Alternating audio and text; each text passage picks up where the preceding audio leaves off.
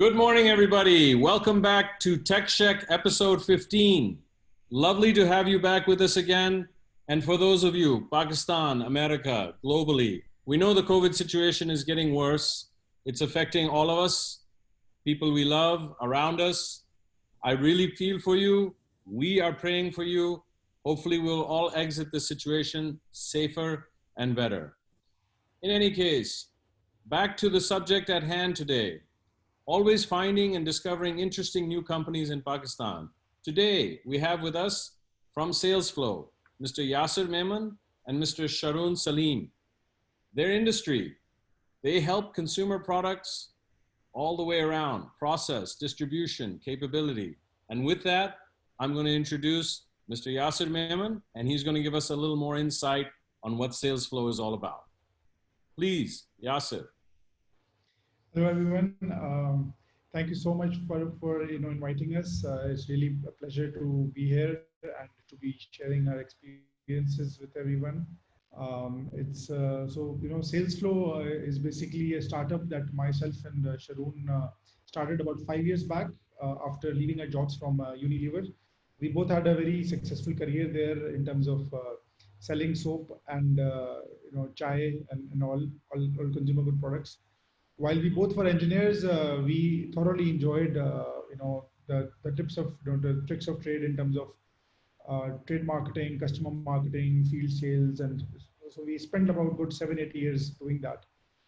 And while we were doing that, we realized that there were a lot of problems that even a large company like Unilever struggled with in a lot of emerging markets. Companies that are operating in the fragmented markets like Pakistan, India, Indonesia, Nigeria, Vietnam. Of course, the retail landscape is very, very different. So we left in 2015 to say that we will do something around value chain automation, value chain digitization for consumer good companies.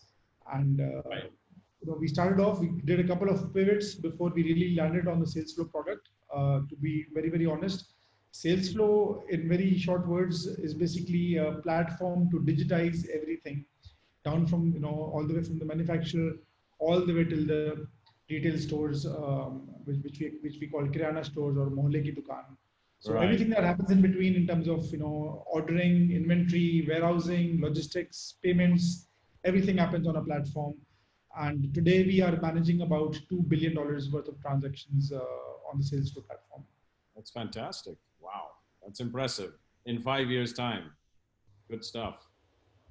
Yeah, that's how it's been. I think to be fair to the product, the product has been in life for about 3 years, not 5, because we actually started working on the Salesflo product itself in 2017. Prior to that, we did a lot of experiments. We failed in a few, and some of them worked out. But 2017 is when we really begun, and in the last 3 years for the Salesflo product, it's really taken off. Excellent, excellent.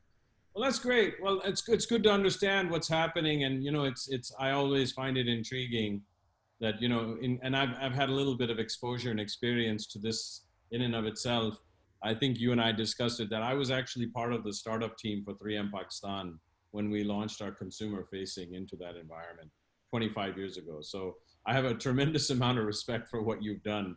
It was a very challenging environment, very rewarding though. But in any case, moving along, in terms of Sharoon, can you tell us a little bit about the industry landscape? Because with a population of almost 220 million, I can imagine it's quite a myriad. Yeah. So it's actually, Pakistan is a very interesting retail market. Only this morning, Yasir and I were chatting about how this market has always been an hourglass in which you have this huge population, that's, not very affluent, but still continues to consume a lot of, consumer good products such as, the soaps and detergents and tea and all that. And then you have this, very affluent, upper part of the hourglass. But if I were to really deconstruct the entire landscape of, how these 220 odd million people, buy their products that they consume on a daily basis. So they would typically go to about 700,000 stores to buy these products. Now, by any stretch of imagination, that's a huge retail universe to cover. The retail sector in Pakistan, the organized retail sector, which is documented, is about $50 billion. And if I were to include the, non-documented sector, which would probably be twice as big as the documented sector, we are in total about $150 billion odd retail market. Now, if you really put these, these numbers into context, and this is something which we realized in our experience of working with our, employer, Yasir and I both happen to work for the same company for some years before starting Salesflo. Pakistan for most of the categories is actually a huge market. It's like the top, fifth or sixth market in the world for a lot of categories like tea or detergents and all that. Now, Sure. for such landscape, your efficiency in terms of reaching these retail stores and hence eventually to the consumer, it's a huge value space that needs a lot of optimization. And, this industry, I think, we have been trying to change this industry for some time in a partnering capacity to a lot of organizations that, who have been our customers for some years now. But, I think a lot of things come when their time is right. And now this industry is at a situation because of the whole digital penetration and in terms of how access to technology has really eased out even for a lot of these retailers that we, see a disruption, right down the horizon. Excellent. Well, no, it's good. It's good to understand, and it's funny, the COVID environment tends to be driving a lot more digitization, and this show, TechCheck, is a direct result of that. But what we're very happily doing is shedding light on people like yourselves and what's happening in Pakistan. So good to know. So, gentlemen, between the two of you, the next question, and a lot of our diaspora-based investors are always trying to understand what's going on with these types of concepts because, you guys seem very focused in the segment you're in. What are you guys looking at? What's the overall revenue landscape in this area? Well, what do you guys see happening in terms of that perspective? Well, if you really look at revenue, we've always looked at this as a lagging indicator of progress. We look at how many of the retail stores, Kirana stores, have really digitized because inherently, as Sharoon mentioned, the entire value chain is really broken. It's a huge value chain. It's a $150 billion of a market, which has a completely broken value chain. So what we've started to see is that the overall progress that has been made in this is minuscule, and the $150 billion that is out there, how much can you really digitize? How much can you really bring on board? A lot depends on that. And there are a number of verticals in this. So there is the financial vertical, which is lending to the unbanked. There is the entire logistics vertical. There is no on-demand delivery service right now.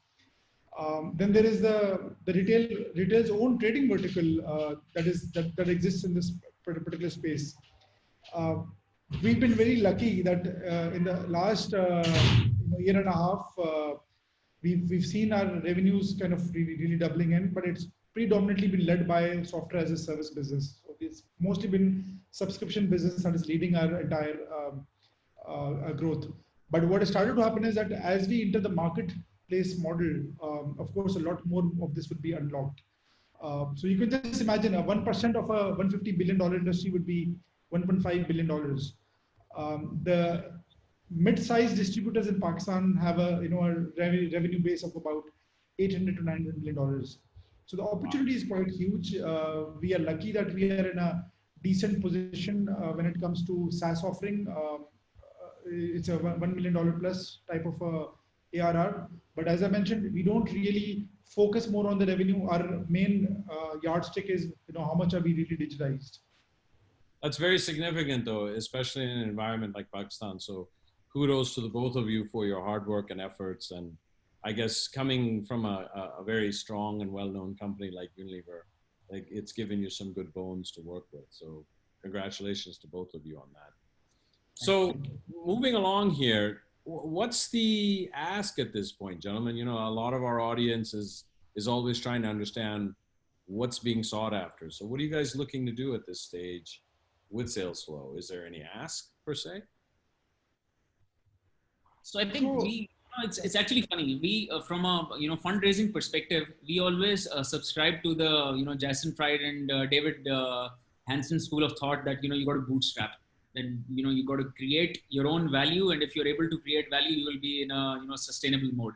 And I think with Salesflo, we have done precisely that. And we, the numbers Yasir mentioned, we managed to bring the business up to this particular point, without, looking at any outside funding source. But really, when it comes to the marketplace model, that changes the calculus.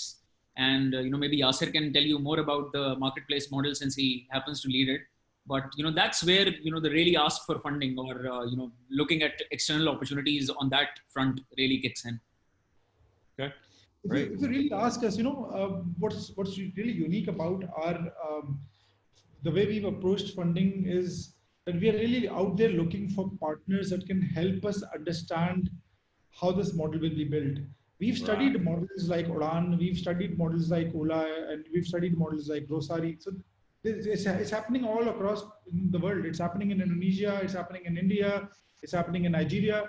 And we've gone out to understand all the models from everyone.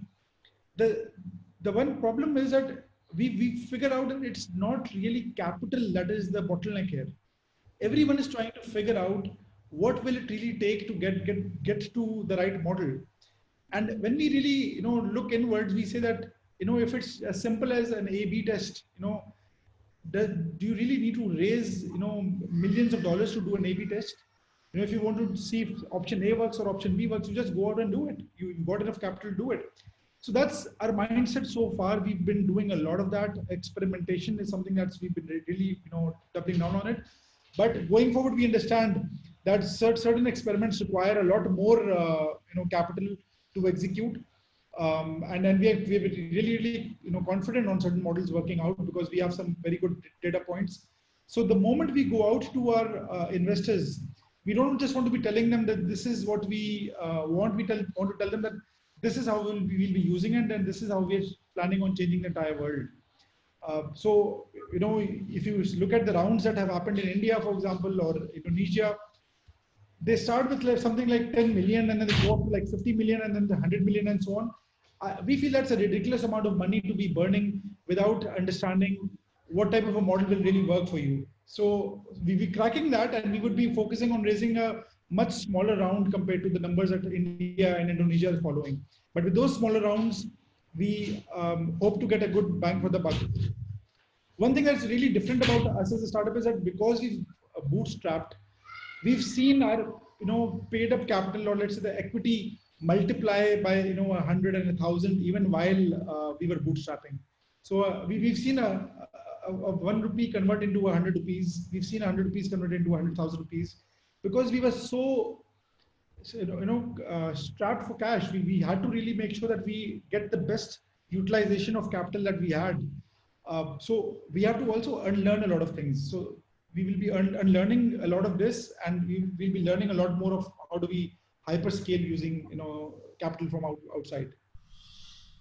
So that's very interesting, Yasir, and kudos to you for, being in such a difficult environment and having bootstrapped this business to where you've taken it is very impressive. And I wish you guys both the best of luck. You've been able to retain value and create additional value for the marketplace that you're working in. So great stuff, and always good to hear.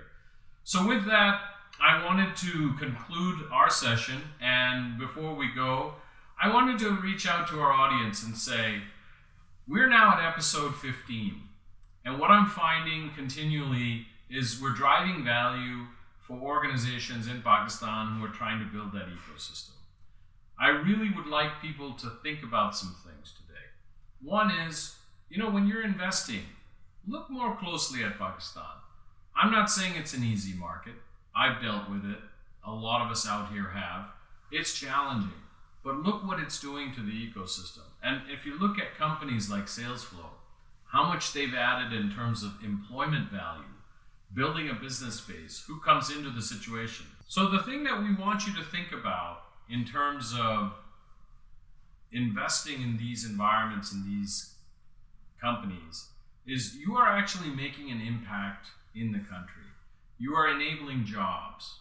So think about that for a minute, and let's not just make it about pure profit and return. We owe this to our country.